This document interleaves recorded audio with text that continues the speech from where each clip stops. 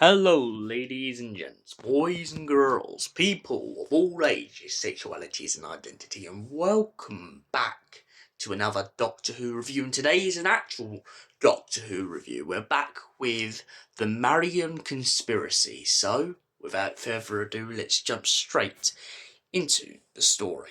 Now, this story starts with a really good question. How well do you know your history? It talks about faith, it talks about struggle, and most importantly, it talks about the ongoing problem in the Tudor period of plots. The Doctor turns up to a lecture in which he bumps into a professor named Evelyn Smyth. Now, Evelyn is a historian professor who is pretty much telling her students about the Tudor period. The Doctor interrupts her lecture, typically with a giant sort of beeping noise, which she constantly tells him to turn off. But all of a sudden, he realises that Evelyn is the nexus point in which he has been detecting on his, let's just call it, beeping device. After breaking out into an argument with Evelyn about the history of the Tudors and Elizabeth I, the Doctor and Evelyn go back to her office in which she tries to present him some documents of her family history. But upon trying to present this evidence, suddenly, all of it seems to be disappearing. But Evelyn is determined to tell the Doctor that all of it exists, so the Doctor insists that he will go back in time in that history in order to make sure that she stays alive. When the Doctor and Evelyn land in Tudor England, they find themselves up against two drastically big problems. The country's divided and faith is killing people. The Queen is a Catholic and she is killing Protestants, but the people are divided on who should stay on the throne. Some are plotting to kill Mary, whilst others are plotting just to excommunicate her and replace her with Elizabeth. The Doctor goes off and becomes in good favour with Mary, whilst Evelyn goes off with a bunch of Protestants in order to get in favour with them.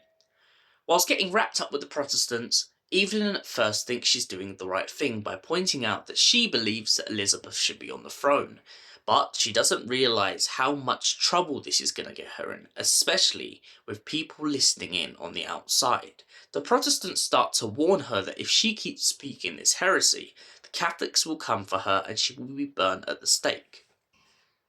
Meanwhile, the Doctor starts questioning Mary on whether what she's doing is right. The Doctor is kind of a middleman in this whole story. He believes in the historical principles, but he also believes in letting people have their faith, regardless of what background they're from. Whilst at the castle, he asks that the Lady Sarah call upon his good friend Evelyn in order to sort all of this business out. But little does he know that Evelyn has got involved with a bunch of plotters, and they are secretly ready to take down the Queen. Whilst at the castle, the Doctor finds that the good Lady Sarah is very, very forward with the Doctor. She talks about how she is always looking for an older man to be with and starts pretty much laying it on pretty thick with the Doctor.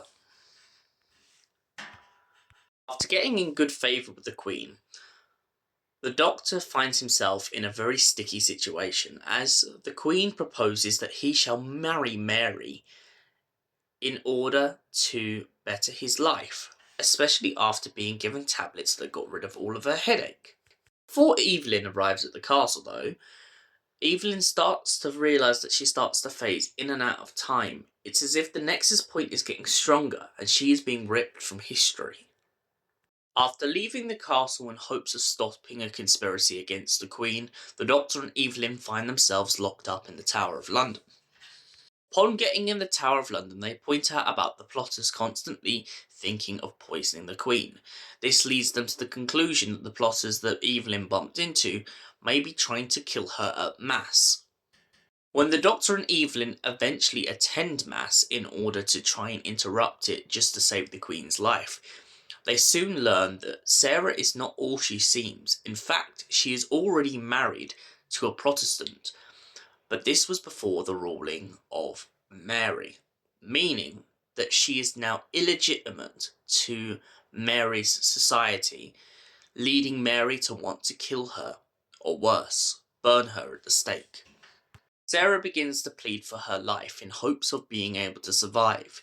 Soon the Doctor puts the pieces together and realizes that Sarah is the ancestor of Evelyn, and she will have the child, which will then become the son that will then become one of Evelyn's great ancestors, who also works alongside Elizabeth I. The Doctor manages to spare Sarah's life by pretty much pleading her case in the fact that she never meant to be this way, and this is only because of the rule of Edward, who was before Mary's rule.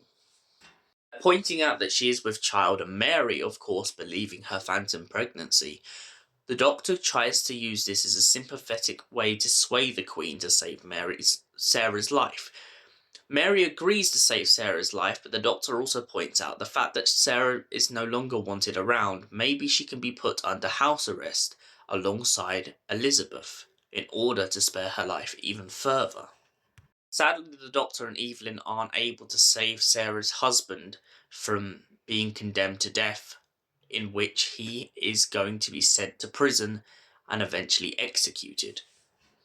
After leaving in such a mess, and with all the problems that has arisen in Mary's reign, the Doctor and Evelyn are left with a bigger dilemma that they wish they didn't have to deal with. Two young men who were also put in on the conspiracy from the very beginning have been locked up in the Tower of London and are waiting execution. Evelyn persuades the Doctor to go to the Tower of London and save the two men. Two men can scarcely believe their eyes when a blue box appears in the Tower of London, and they believe that angels have come from heaven to take them to the next life. The Doctor and Evelyn start telling the two men the future, in which this starts to complicate history just a little tiny bit. But of course, by saving their life and taking them to a Protestant colony out in another country, along with their family, it spared them their lives for a little bit longer. Just so long enough in which they can return when Elizabeth takes the throne. After this messy history and messy adventure, the Doctor is ready to take Evelyn back to her home. But of course, Evelyn has tasted a little bit of adventure, and of course being on a time machine has made her obsessed, which has made her decide that she wants to stay and have a few more adventures with the Doctor in order to see what there is to be seen. The Doctor at first objects, but it seems that no matter how much he objects, Evelyn is along for the ride. She also points out that she wants to make him one of her famous chocolate cakes. So, now to the big point of this whole review. What did I think of the Marian conspiracy? Well, I love the twists and turns. I love how the first twist is this idea of Evelyn popping out of history and popping back in, her struggling to become whole. I also like the joke in the twist in one of the endings where we find out that the Doctor could have potentially became Evelyn's great grandfather, but at the end of the story, Evelyn insults him on this and points out that her ancestor would never have such over-the-top and flamboyant style, and the Doctor kind of just nudges her back about it in a laughing manner. I love Sarah's character in this story, and personally I do see why Evelyn and the Doctor begin to feel bad for her. It's not her fault. She is someone who had to be married off at a very young age during a different era, and now that the monarchs have changed over, it kind of complicates things, especially with their faith in this point in history. And that's the important message I can really hit home with this story, is I like the idea that, like, this is no different to modern society. We're always talking about the differences between religions and sexes and ideologies, But the most important thing is the fact that we're all human, and this is really what was the core ingredient at the end of this audio. I love the idea that you have Mary who's on the throne, and she really takes a liking to the Doctor. She doesn't exactly agree with him, but she takes a liking to him on his openness and his open mind to the way he sees the universe and everything. And the fact that he comes in from nowhere and starts telling her about how he believes everyone should be given an equal opportunity really sways her towards the end of this story. Yes, she becomes kind of a tyrant towards the end, and yes, she has murdered many people in this story.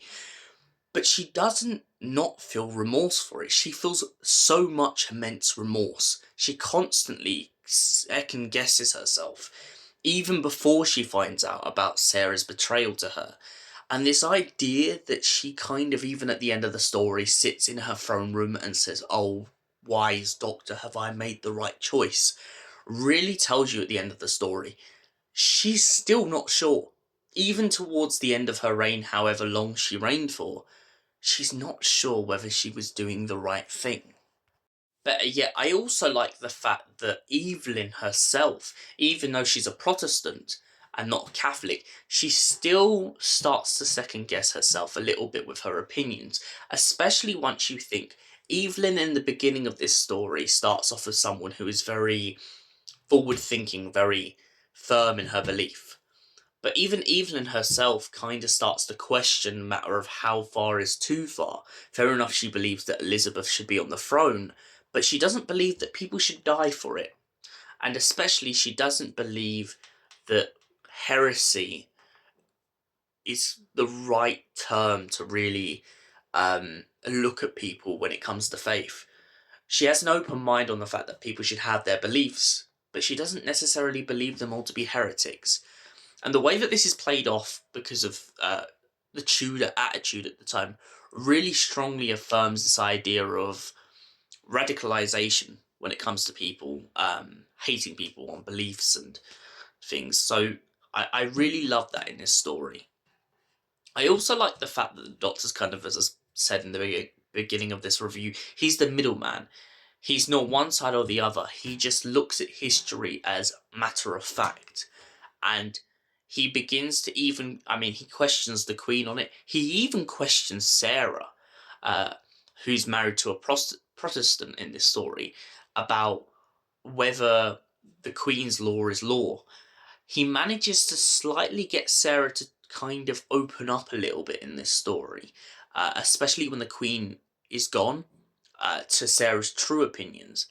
And even Sarah doesn't quite believe that people should be burned at the stake for their beliefs. Even before we find the truth out about her, she quite clearly is loyal to her queen, but is also kind of loyal to herself. For that reason, I give the Marian conspiracy a solid 9 out of 10. Thank you for watching. We will see you in the next Doctor Who review. Until then, goodbye, you beautiful Whovians, and Alonzi.